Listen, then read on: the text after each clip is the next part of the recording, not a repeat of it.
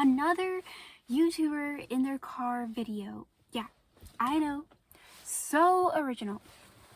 But the thing is, do they have ambient space lighting? I didn't think so.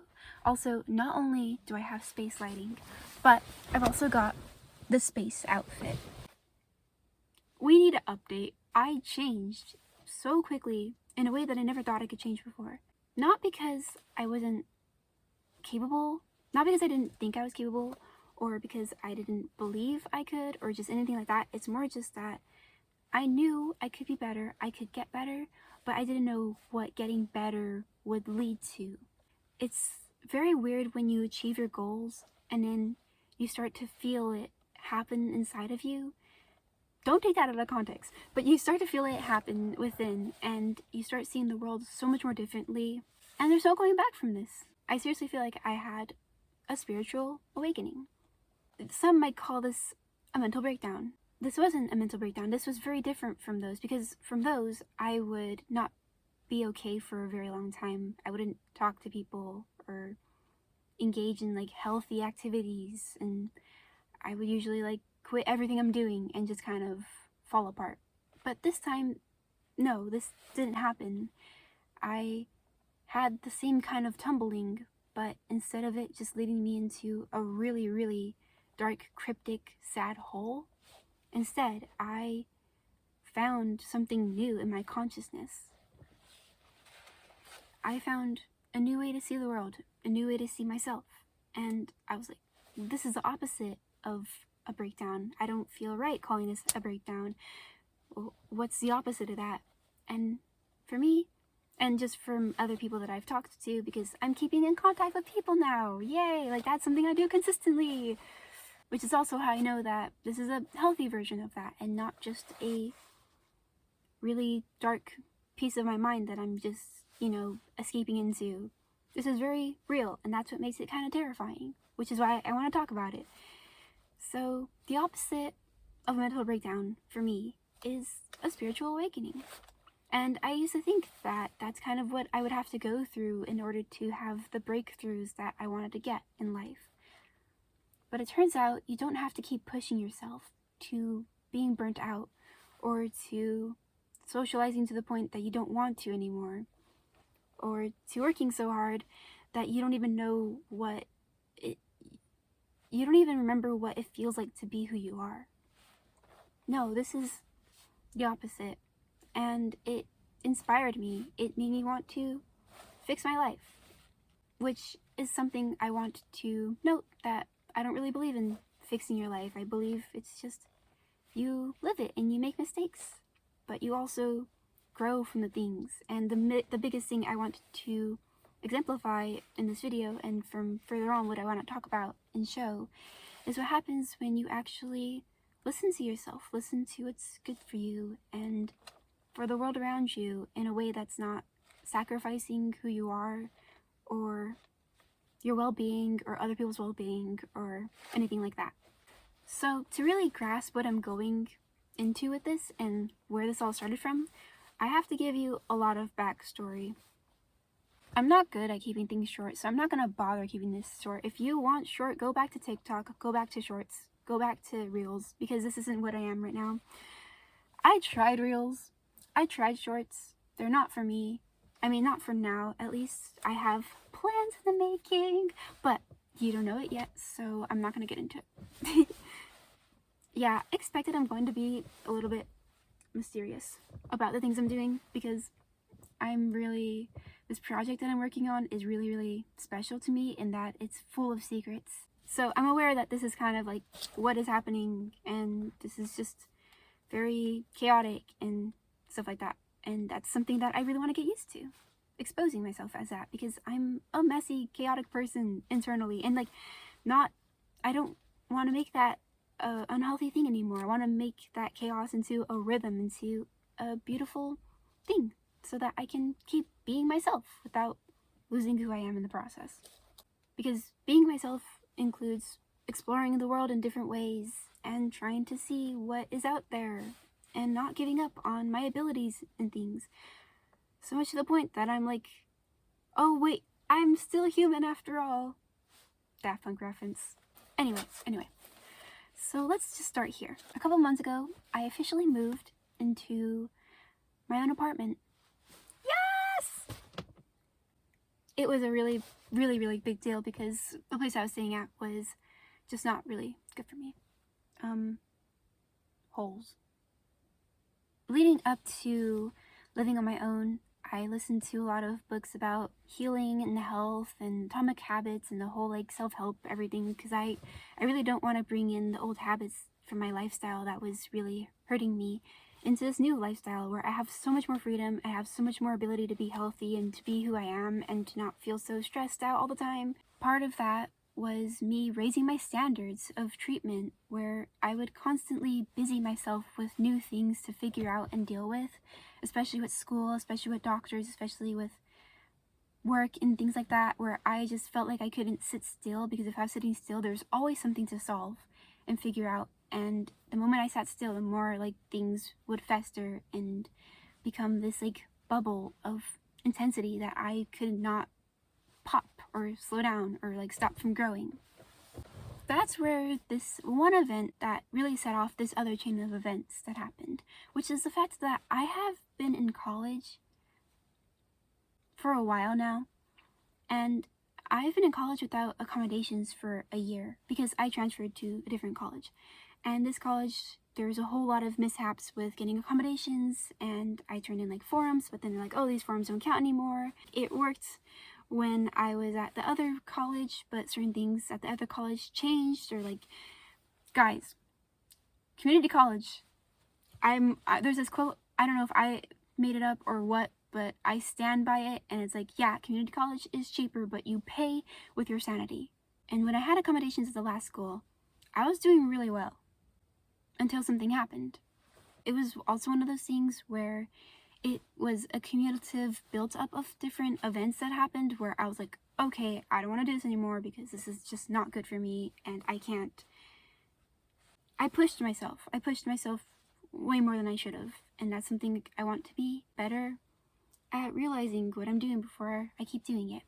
In that college, in that one, what really tipped it off for me was a gang fight that happened on the bus on the way there. I just was trying to go to school, but no, like this event happened and then I was late to class, and there's just a lot of different things going up to class that I kept like thinking, why am I doing this? Why am I putting myself through this? If I died on the way to school, would I feel like I'm dying for an honorable reason for myself, like beyond what anyone else is trying to tell me to do or say or be?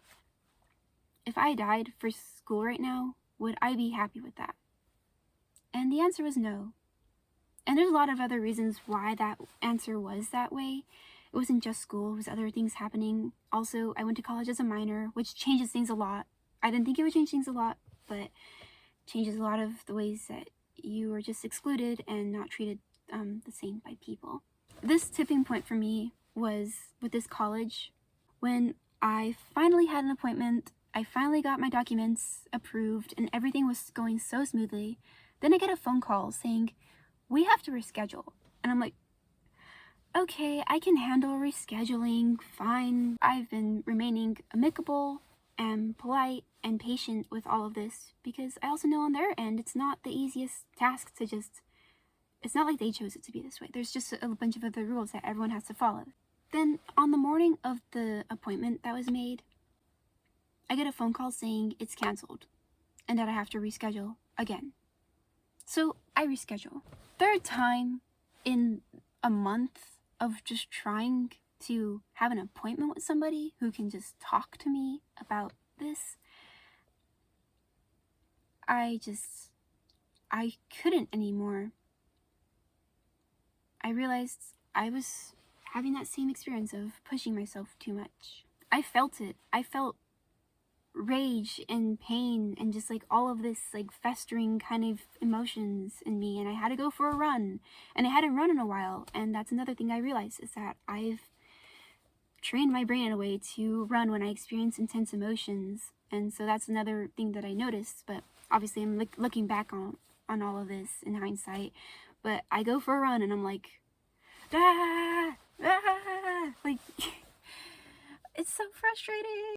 And then, to add to all of that, I had work. And the thing is, I work at my school. So I'm like, I'm frustrated, I'm overwhelmed, I'm overthinking everything, and I'm just like, and now I gotta put on my uniform and go over there and act like everything's fine, like act like I'm okay with being here, when really I don't really want to do this anymore. I'm tired of this over and over. And how can I, in my right mind, in my right morals, align myself with working at this job if I just can't be here anymore because of how much it's destroying my mental health? And it's all very reminiscent of the time when I officially stopped with going to college for a while because of what happened for that, where it's not just the event that made it change everything, it was everything leading up to it, and then the final realization that I am putting myself through so much, and that was just the thing I needed to see and experience for it to be enough. I am too used to putting up a face. I'm too used to masking for other people and trying really hard to be the person who can be dependable and reliable and trustworthy and happy-go-lucky. I like being those things. I like trying to be what I want to see in the world. At that point, I was like, okay, I'm on strike. I'm on student strike. I don't know if that's a thing. I don't know if solo student strike can be a thing, but I'm making it a thing. Also, I'm not blaming this on 9 Inch Nails, but I did see 9 Inch Nails in concert like a week before. That concert changed me. That concert really enlightened me to why art is so important, especially now, but especially to me, especially to so many other people. And it really spoke to me as an artist. I made a DJ mix in inspiration from all of that. Like, it really changed so much of what was happening in my little world. If the fight on the bus was the end of a mindset and an era for me, then the 9 Inch Nails live concert was the beginning of one, the beginning of wanting to take my art more seriously and seeing that this is the kind of impact it can have when people do take it very seriously and when that seriousness is recognized and valued. And the first song they played was Right Where It Belongs. I've heard that song before, and I've heard its impact on other people that are close to me that know 9 Inch Nails and like them and stuff. That song means something to everybody in different points of their life, and that's a hallmark of something really beautiful, obviously. But the song really, it stuck to me. I understood it, but it didn't speak to me yet. Like, I knew it would eventually. I knew something would lead me to understand the piece of work better. I just kept having it replayed in my car over and over and over again, because that's when it started to really click in me. That was my moment of seeing my world as an illusion, as a facade. I realized every decision I've been making has been mostly out of survival, mostly out of just trying to leave the other one that I was in. And it led to a branch of awesome things. Like, I'm not saying I'm not grateful for everything that's happened, but I'm also weary of what happens when your life is based around more of survival than actually being a fulfilled human being. Who am I underneath all this busyness, all this busy work? If I go to work, it won't be good for me. It won't be good for the people around me. I'll come home and I will break down. I will have that. You know, I won't come back from it the same. It won't be healthy. So I stopped myself in those tracks, and I told them that. I take a really big step in being honest about that, because I'd only been a month into this job when this had happened. So I was prepared to get fired. I was prepared to lose a lot, and I was okay with that. Last time I pushed myself through a job when I was not mentally doing well, I reached new lows that I didn't know were possible for me, or probably for anybody. And so I learned that very quickly I don't want to do that path again. What was speaking to me the most was art. All I could think about is how I missed how I haven't really been doing music much, and I haven't been painting as much or animating. Like, I bought Toon Squid on my iPad like so long ago, and I hadn't even made anything on it. And there's just a lot of things that I noticed kept happening when I wouldn't listen to this creative side of myself. I kept getting more sleep paralysis. I kept feeling just really bad and really frustrated. and I blamed it on like, oh, I'm just moving and things are hectic and kind of chaotic and I'm trying to figure it out, or oh, I'm just really hungry because I haven't really figured out like eating schedules yet or anything like that.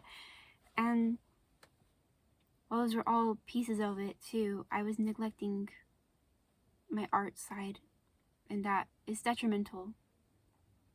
Extremely detrimental. Like, if you're an artist by nature, if you're an artist and like you have to create or else you feel something wrong with you, please just do yourself and the world a favor and just start making things, even if they're terrible, because terrible by your standards, because let's be honest, you're probably just being harsh on yourself. I know, I'm harsh on myself too.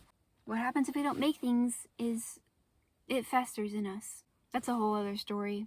I realize it's time for me to take a break. I take a break from school, I take a break from work, and luckily I'm obviously very in a privileged position to be able to do that, especially with everything that's been happening in the past couple of months with yikes. I realized that now that I was having the space to be myself more, to take care of myself more, I hadn't really figured out who I am or what really fulfills me, because how can I trust that the things that got fulfilled me back then still translate to who I am now, when back then it was more of a way for me to just cope with what was happening.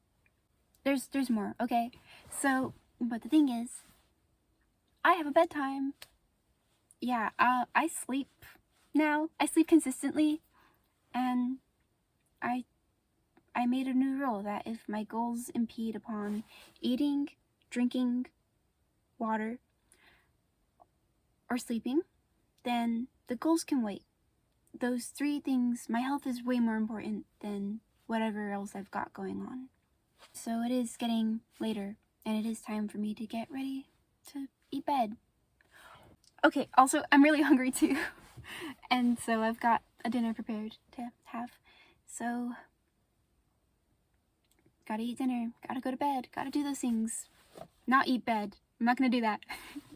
So, yeah, in light of that, make sure you're staying hydrated and well fed and all of that. And I hope you're doing well.